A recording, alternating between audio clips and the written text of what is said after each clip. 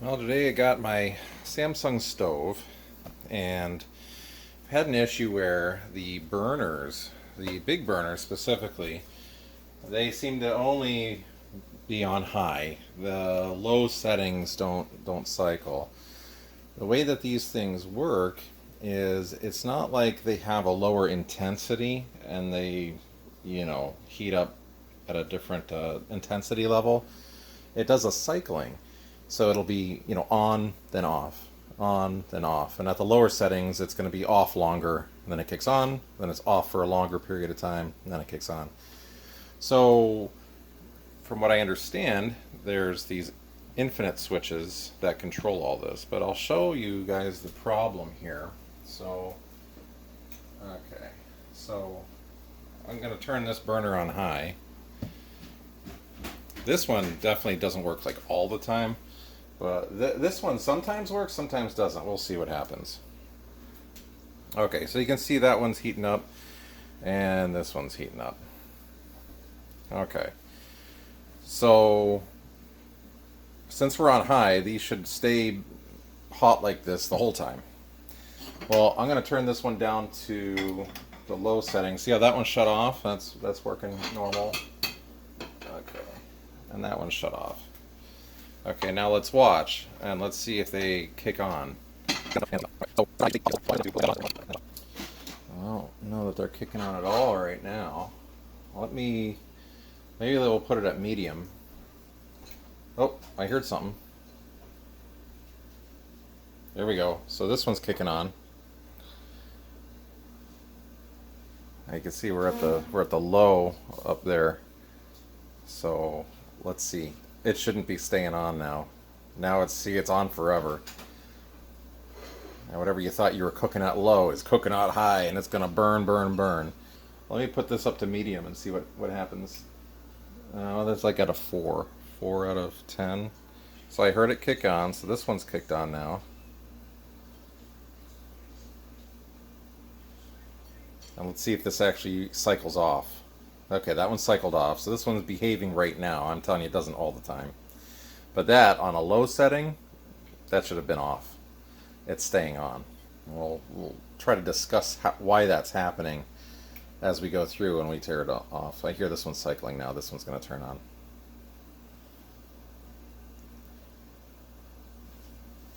Okay, so this one's behaving kind of like it should for right now, but I'm telling you, this one does the same behavior as that one as well. This one's just consistently bad. So, all right. So we know the problem. So I'm going to go pull the power cord out of this thing, slide it forward, and we're going to look and find out where those infinite switches are and see if we can switch them out.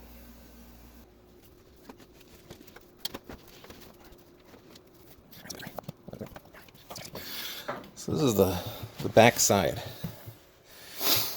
and we need to get this plate off. So there's these little tabs here that sit up in this. So I think if we take these screws off here, we can lift this up slightly, and then this metal plate can come out after we get these screws out as well. So let's go do that.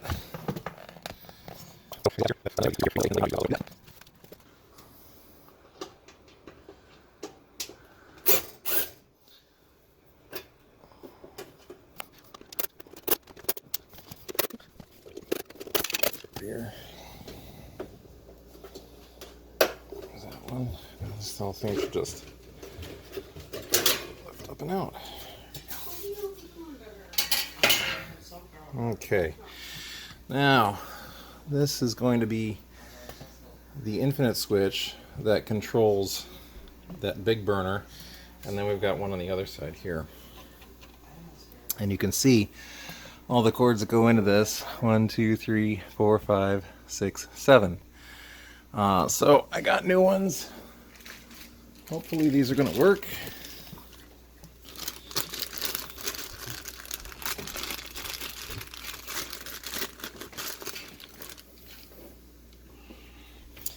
Okay, here's the new switch.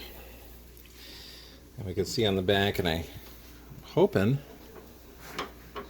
it all looks the same. I'm just matching up the numbers. 15 amp, 240 volt. Looks good. 4 amp, S2, P2, S1, P1, 2. It looks like everything. Huh. Everything appears to be labeled properly, but this one here, oh, it looks like, as we see in here, you see how this one's got like a double pronger? This one does not. It's got a single one, but they should all be connected to the same thing, because you can see the metal on there. It's all the same. So I could probably put that here or there. So that seems to be the only difference. We should be all set with that. Everything else.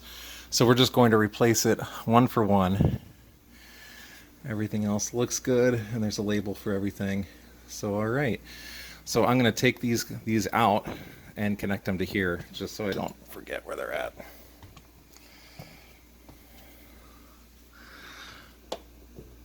There's that one. That should get right in there. Okay.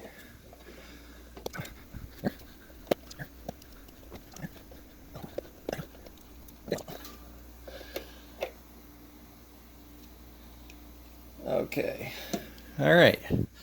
So all we got to do now is get the old one out. So if we look on the front here, you can see there's like little screws. So let's look to the front of this thing and take a look at it. This camera out here.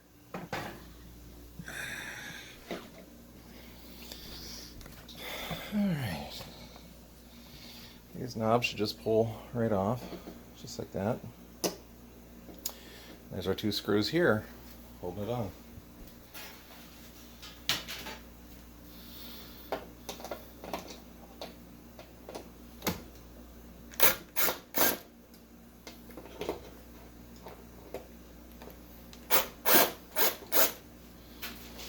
All right, there we go. There's the old ones out. I'm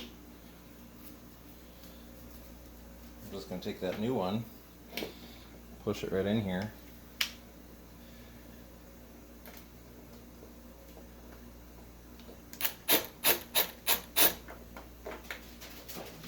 Can't see it right through here.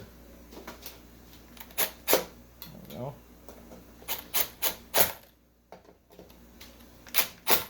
There we go. Okay. So that's looking good. That should match up with the upward position, hopefully.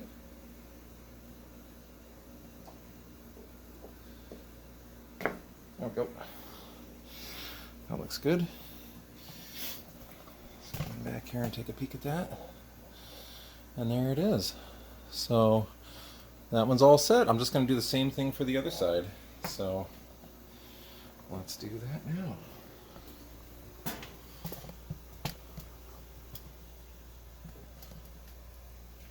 This is what I ordered here. Oh, can I see that? Okay, there's that part. I don't know if this helps showing you that thing. That's what we ordered, okay?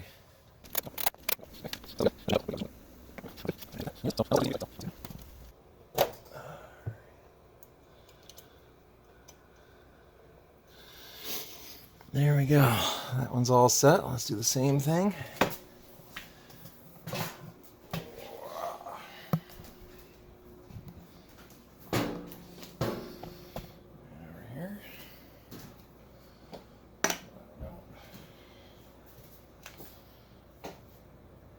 I'm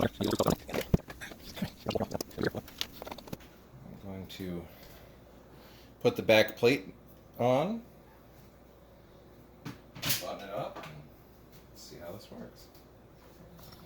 So we get it back here again.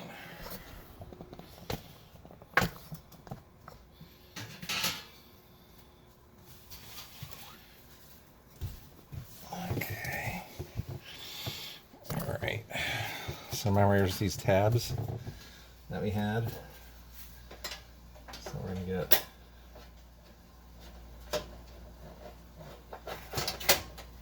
let's see. Well, I'm going to probably put these bottom ones on first. There's that one there. You can see how it goes in right there.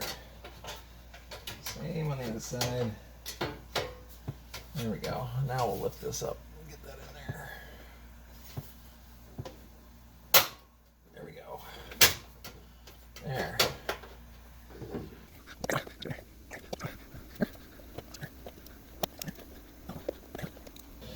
So I'm going to slide this thing back into place, plug it in, and then we'll see if it's working better.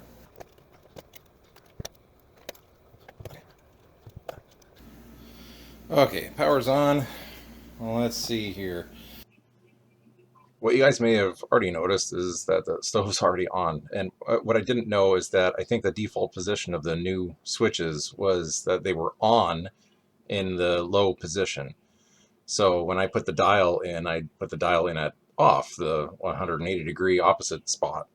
So everything was kind of like backwards and upside down for me at first.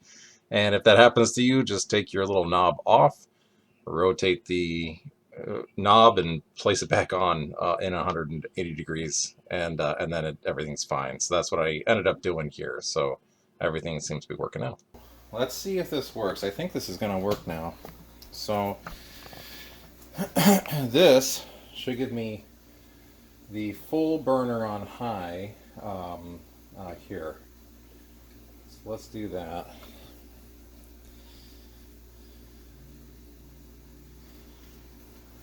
There it goes.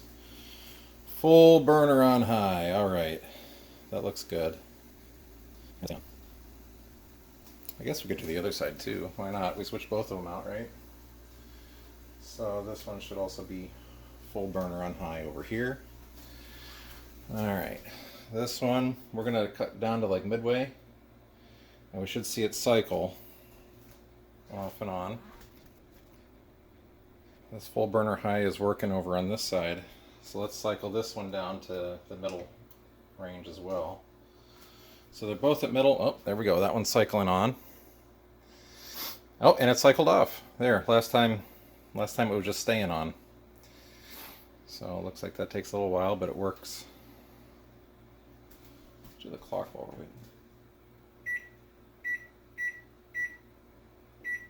That's good. All right, and that one cycled on and off. So that one's good. Cycling on, cycling off. Perfect. And then this one should go as well. Yep, on.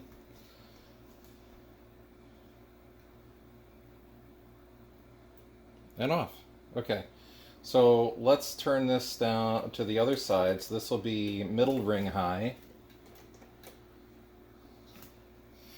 Okay, I can see middle ring here, on, and those should stay on. That's good. Let's switch this to the mediums, see if they cycle.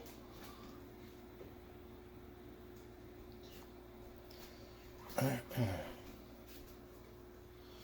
this one is, what's this one doing?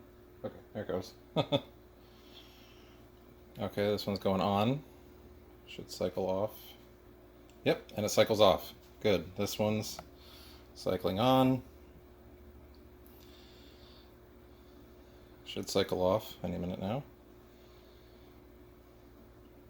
This one has this fast boil thing it says on here. So there, and that one cycled off. Okay. I think I do have that one a little bit lower than this one. I think they're working now. We'll see. Time will tell. All right, I think we did it. I think we fixed these. Okay, cool. Now, Samsung, I've seen on forums where they say to unplug this thing, the whole range, for like 3 hours and leave it off. I left it off overnight just to make sure, and it didn't work. But, once you understand these switches, I don't think that would work at all for this exact problem. So I kind of want to tear this apart just so we can see the inside. The way I understand it is there's a connection, all right, that it's making to complete the circuit and turn the burner on. And there's a spring that keeps force on to keep that connection going. And along the way, there's a bimetal. It's two dissimilar metals that the current is going through. And when you have a completed circuit, that makes the bimetal flex. So the spring is flexing, is forcing this way. And as this starts to heat up, it starts to flex in the opposite direction. And so when it gets hot enough, the bimetal overcomes the spring and breaks the connection, which is what turns off the burner.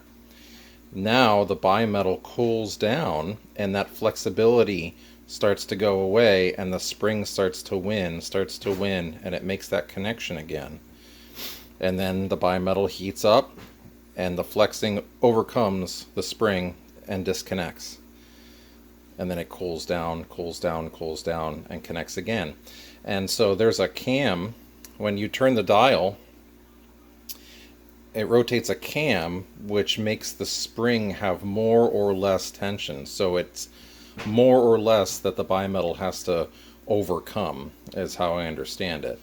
And that's basically the simple operation of it, is, how often is the bimetal able to overcome that spring and take away your burner, take away the current that's igniting the burner. So I don't know if we'll see much in here. From what I understand, that flexibility of the metal just kind of goes away over time, and then it can't ever overcome the spring. So that's why the burner stays on the whole time, and it never turns off. And so they're just destined to fail after a set amount of time, or amount of uses, which is an interesting design, I guess. But, I think that's kind of what it is. Now, when you are constantly connecting and disconnecting, connecting and disconnecting, you create an arc. It's like a spark, because that voltage is then connecting, you see like a little spark. And if you ever turn on, and I've seen this before, when I turn on the stove at night, I'll see like a little spark when that connection hits, coming from back here. And that's the connection happening, and that's the spring winning and making that connection. And another thing is that, as that bimetal heats up, there is heat that rises from up here, and I've seen that as well. So they need to cool down. That's why the metal in the back is slotted for venting and allowing that heat to go. So don't ever block that, and stop that heat from escaping. So that's another thing as well. But, all interesting things to kind of learn about the stove and see how they work, and then it gives you a better idea of how to fix it. So this one's fixed. And yeah, I hope you guys find that useful, because these little switches, the new ones cost me about $50. I think I got them on eBay, but they were $50 a piece. So anyway, I kind of wanted to see how these things worked, so I was trying to pop this open, and it looks like there's a tab here, and I can kind of pop it up on this side, and it looks like there's a tab on this other, right over here. Oh, there's a clip here. See that one? There we go. Oh, keep doing this out of view. Okay. Interesting. Okay, so now that we got this off, I kind of wanted to see how this thing worked. I was able to turn this knob so that it should be in the high position, and that way the resistance, the spring, should be at its strongest, and so it'll be most difficult to overcome. And this gap here, when I have it off, there's a gap here, and that's kind of, I think, like the master switch. But then there's a secondary switch over here. So this is your, completed circuit to turn it on. And then this is going to be the bimetal and the spring resistance to overcome to turn it on and off. Now you can see where it makes contact down there. And if I press on this, see how it disconnects, connects, disconnects, connects. So right now, this is your cam, which is like your dial on the dial on the stove. It's at its highest point, which is making this spring have the most amount of force. So it actually takes the most amount to overcome it, for that bimetal to flex, to break. and it probably can't when it's on high. That's why you have the burner stay lit the whole time. Now as we turn this dial down to low, you'll see that white plastic in the middle there. You see how it slides down? It's like a slide. If I can turn this. There you go. See how it goes down, down, down, down, down. And now I'm gonna put it up and down again, and you can see the spring and how the spring reacts. Okay, so I'm gonna put it back to high, so it's gonna go to the top of the slide. See how the spring, and then I'm gonna turn it back to low. Watch the spring go down. All right, so now we're at low, and now it takes nothing. Like I barely even have to touch it for it to break that connection. See that? See that connection in there? It's hard to kind of point, you know, right in there, that connection. So, boing. So that flexibility of the bimetal to break that connection, I guess the bimetal loses its ability to flex and overcome that spring tension. And that's why it just stays on high all the time and it doesn't flex away from it and doesn't break that connection. Really interesting how that works. And then, you know, as I put it back onto high again, we can slope it up to the other burner. You can see it needs a lot more to overcome and break that connection. Whereas before I had to barely even touch it to break that. So yeah, I mean, I don't think there's any way to kind of like repair these unless you kind of like replace the bimetal if you know how to do that. And what a pain in the butt, you know. I don't think I would want to even try it, but I wanted to see the operation and how it worked inside of this. Really kind of cool. And then if I turn it all the way off, you'll see the master connection here is, you know, see how it totally disconnects? So that's totally breaks the circuit, nothing going, and so there's nothing happening over here.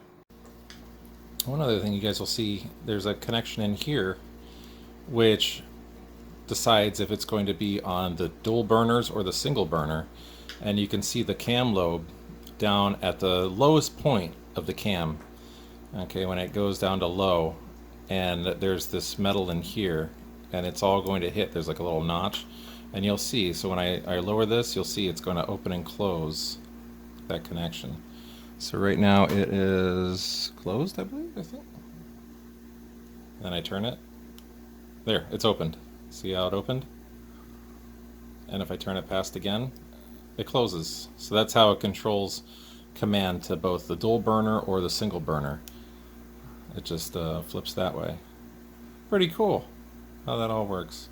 You can see the action down here with this little metal. You know, there's like a little cam on here, and it sits in that valley. Opens and controls that. Pretty neat.